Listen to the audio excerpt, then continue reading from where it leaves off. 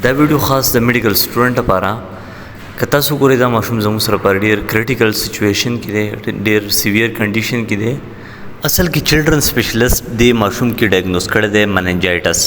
اوس زموږ سره مننجایټس څه شی دی بیسیکلی زموږ د سپاینل کارډ او د برین نه چې کوم پروټیکټیو ممبرین تاوي ته موږ مننجیز وایو کله چې په هغې کې انفلمیشن وشي التهاب پکې وشي نو هغې ته بیا موږ څه وایو مننجایټس وایو په دې کې اوس تاسو ته زه یو څو سایمپټمز ښیم اولنی چې دی فیډس ورته کېږي دویمې د های ګریډ فیور دی درېمې د آی ډسټربنس ته وګورئ او ورسره چې د کولډ هینډ اینډ فیټ چې دی هغه ورسره هم ظاهریږي د دې نه علاوه د مختلف کمپلیکیشنز چې دی هغه شکار دی مثال په طور اب نارمل هارټ ساوند دویمې خبره ریسپایریشن ریټ د سیوا دی چې هغه 72 پر منټ دی زموږ سره د بیبیز چې دی هغه 30 to 60 چې دی هغه نارمل کاونټ کېږي د دې سره سره چې د ټیکیکارډیا هم دی د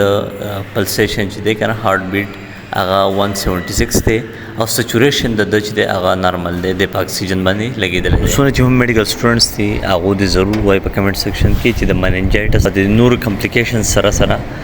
د فاینل ډایګنوز څه دی نو کمنټ سیکشن کې ضرور وایي تھینک یو سو مچ